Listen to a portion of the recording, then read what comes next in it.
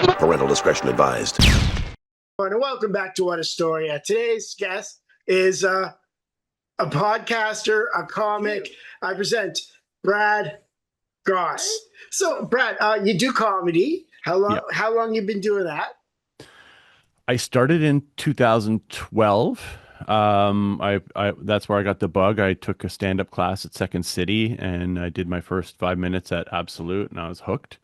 But it took me a little bit of time to get to a place where I decided to actually make it my job. So I kind of just did it, occasionally on the side. And then in 2019, I started writing humor books, and those took off on social media, and so I became kind of known for that, and I started doing a lot more stand up because I was building a following online. I went from trying to get booked at clubs and nobody called me back to them, the bookers calling me, Yeah, um, so it really, 2019, I'd say for the last 7 years, that's what I've been doing full time. that's cool. And then you run a podcast. And what's that about? What got you doing that? Like, I have a studio in my basement, like yesterday, sorry, 2 days ago, I had Cringe Kev here. We shot like an hour and a half, and out of that hour and a half, we might only pull 5 or 6 vertical social media clips, like farm them out of it. So it's really just a place to kind of farm funny moments that can go on shorts. How's living in Toronto? I mean, if you like fentanyl, it's a fantastic city. If you like to watch people, shoot up, it's a great town. And if you like getting stabbed, so come to Toronto. That's my advice. Hey, I moved from Vancouver to Hamilton. So I totally understand what you're saying. So I grew up in Hamilton. So I went from worse to horribly worse. Ah, okay. I apparently, when people go, "Why'd you move to Hamilton?" And I'm like, "Well, I've given up on life, and Yeah. Hamilton seems like the place to do it." Yeah. Nobody moves to Hamilton, but somehow you manage to. Yes. Yeah. Most people judge their success by how far they get from Hamilton. Yeah. All right. So, Brad, what's your story? So we're telling the story about this guy in the front row. Is that what we're telling the story about? Sure. Okay. As part of my comedy, I get a lot of death threats, right? Because I write these like children's books for adults, and about 1%, maybe less than 1% of people believe that I target children with my sexual innuendo books, and I'm trying to, groom them into some, crime.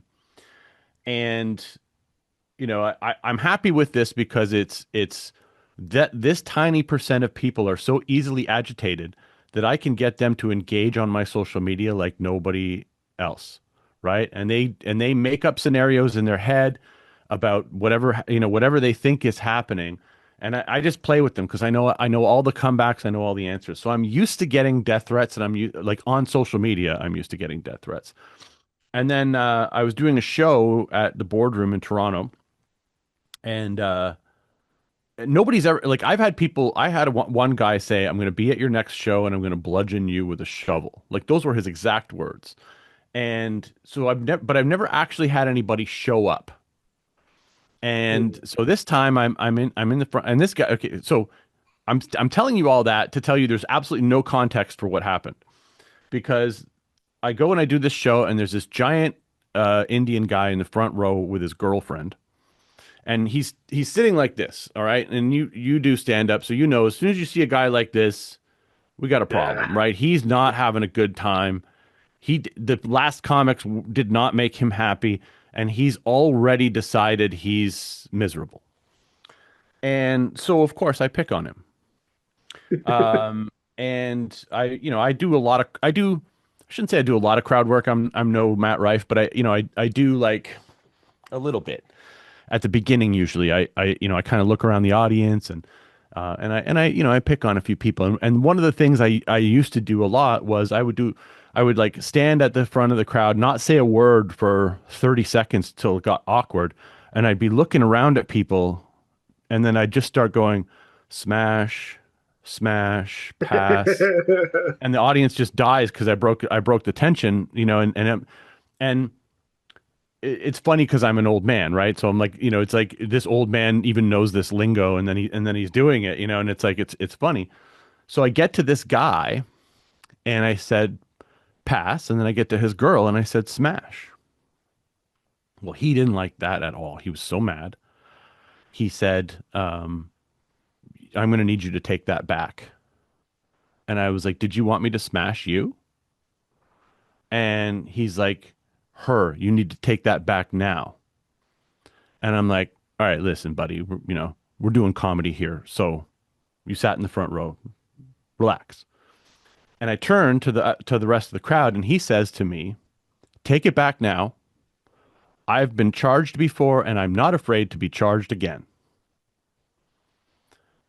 And now, like, I can feel it in my stomach. Like, this guy might just charge the stage. You know what I mean? And I'm looking around, and the audience gasps, and I realize I've lost the crowd. Like, they're now they're worried a fight's about to break out because it's Toronto, right? And we don't know what this guy's problem is, but he's angry, right? And so I turn around and I'm like, okay, look, do we have security? We need to get this guy the fuck out of here. He's sucking the funny out of the room. He's got to go. And he gets escorted out. The audience claps. Well, he's waiting outside for me after the show in his car, right in front of the building. And so the producer of the show comes to me, and he's like, "Hey, that guy's waiting out front for you. Do you want me to walk you to your car out back? Like, where are you parked?" I'm like, "Yeah, I'm parked, down the street." So he takes me out back of the building. We walk a block in the alley, and then and then I'm like, "Okay, I'm good. Thanks." It was Ronan Geisler, and he walks me to this street, the intersection, and I go to the Green P, and I get in my car, and I go home. And I post a story on social media, and it blows up. And you wouldn't believe how many people were like, "Oh, what a baby. You wouldn't fight a man, and you're too scared to fight a man." And I'm like, "Dude, I'm not going to get shot because some guy's butthurt over his girlfriend. Like, I don't know what the hell he's waiting with. I don't know what he's got for me in his car. Like, what world do you live in where we're going to go outside and put up our dukes like it's, the 1980s and it's like A-Team, and I'm just going to punch him out and knock him out. Like, what, bro, I'm just doing my art here. Like, give me a break." And so, yeah, that was the first and only time I've ever actually had someone threaten me with any kind of violence in person, as a comedian. And it had nothing to do with my previous work. I thought for sure when that day was going to come, it was going to be some social media guy who got in his car, and decided, okay, I'm gonna kill this pedophile because he's targeting children. So it came out of left field, which shocked me. Yeah, you always run into those weird situations sometimes in comedy Yeah. where it might go sideways. All right, so Brad, what are your social medias if anybody wants to stalk you? Brad Gosse on everything. I always tell people I'm on Instagram, YouTube, TikTok, and Facebook with your mom. All right, well, Brad, thank you for sharing your story. Thanks, David. And yeah, I'll see you when I'm in Toronto again. I'm from a little town called Canada. In Canada, before our comedy shows, sometimes we do land acknowledgements. Do you guys know what those are? Do you do those here? We remind the Indigenous people that we stole their land. If you've never done a land acknowledgement, I'll break it down for you. It's really simple. You basically just have to acknowledge, we took the land, we're still here, na na na na na.